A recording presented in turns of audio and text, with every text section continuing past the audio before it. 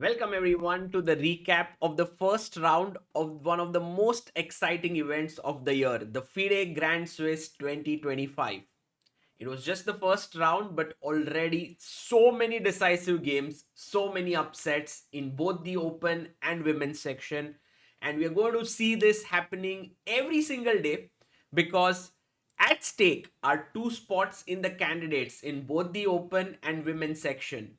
In the year 2023, we had Grandmaster Vidit Gujarati and R. Vaishali. Let's begin from the open section with the game of the world champion Domaraju Gukesh.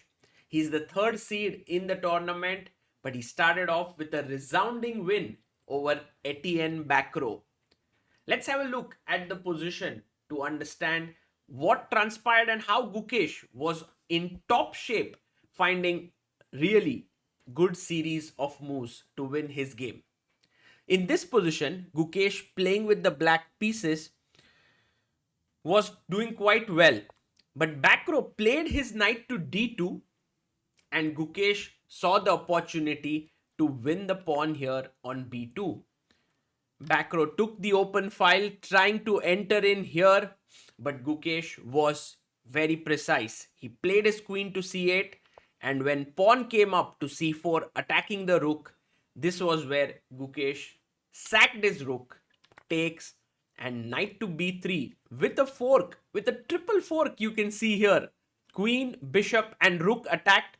The queen moved, and now instead of taking the rook, which was also pretty good, he took the bishop, queen takes, and bishop e5.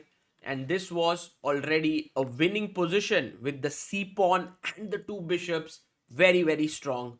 This was a very big win for Gukesh. The top two seeds in the open section, both Indian players, Pragnananda and Arjun Erigaisi, were held to a draw. So Gukesh won and now will be on the top board from the second round. The other game in the open section, which was very interesting, was Alireza Firouzja, who was playing against Basim Amin. Now, Alireza, one of the former winners of Grand Swiss in 2021, in this position has an equal position against Basim. If black plays the move king g4, he's doing quite well, but Amin went wrong here and he played this move knight to f8, and this was just the opportunity that Alireza was waiting for. He saw that there's a weakness here on the c7 square. He played his bishop to d2, and now bishop a5 is extremely strong. If the knight was on d7, it could have jumped to b6, but now it couldn't, and after knight g6, bishop a5, Alireza went on to score a very, very strong victory here and has made a very good start. The local hope in this tournament is none other than Nodirbek Abdusattorov. I believe this is an excellent chance for him to reach the candidates, and he started off with a win as well. He was playing against Velimir Ivic. Nodirbek has this very strong pawn that will run down the board along with these two bishops looking in this direction. So black should play rook c7, keeping control of the square, and the position is around even. However, here Ivic went wrong with rook to b1, and now you could see that Nodirbek had it in his control. He played queen f1, very strong move, attacking the rook. If the rook moves away, then a7 is coming, and after trade, the a pawn is extremely strong, and that actually netted white a full piece. White could even go here, take, and there's nothing that could be done because next move the bishop is coming here and the pawn is queening. So Nodirbek actually started off with a win. Nodirbek will have a lot of home support here in this tournament and will be looking to score the victory, finish in top two, and get a spot to the candidates. In the open section, there is very interesting element of two women players who are playing, and I think that's very, very exciting, and both of them played exceedingly well. Alexandra Goryachkina was playing against the young talent from Turkey, Yazkan Erdogmus, and in this position, Yazkan went wrong with rook a1, and Goryachkina was so alert. She took knight takes d3. Queen takes d3 is a mistake because of queen b2 and you lose the rook. And after king f1, knight b4, black's position was excellent. In fact, black was doing really well. However, in the end, Goryachkina went wrong and lost her game. The same kind of fate also happened in the game of Divya Deshmukh, who won the World Cup recently and has made it to the women's candidates and has taken this challenge of playing in the open section. She was playing against her countrymate Abhimanyu Puranik, and the opening was super exciting because when Divya played her pawn to f3, Abhimanyu was quick to attack this bishop, and bishop b8.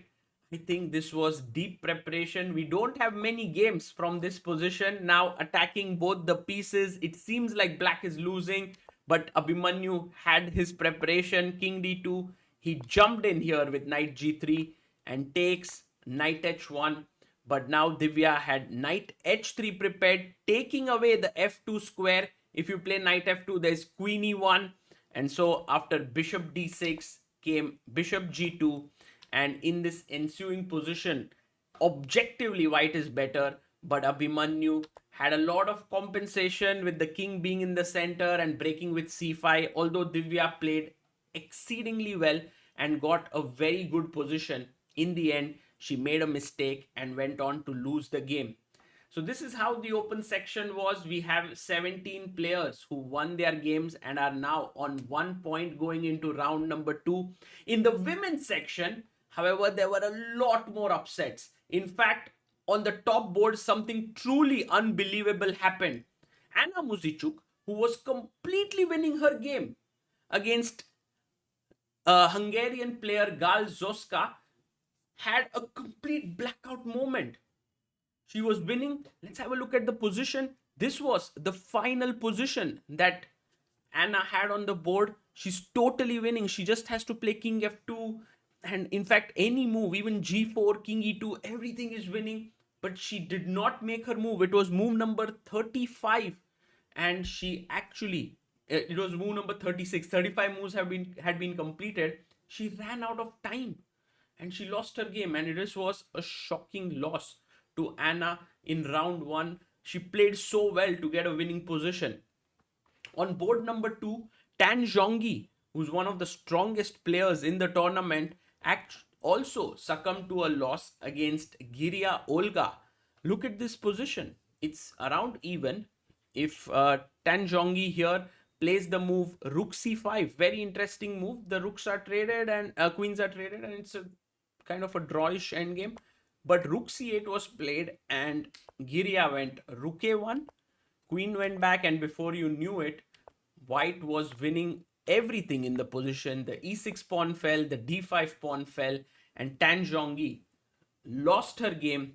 This means that there were several upsets in the women's section. Vaishali, the defending champion, started off her campaign with a victory.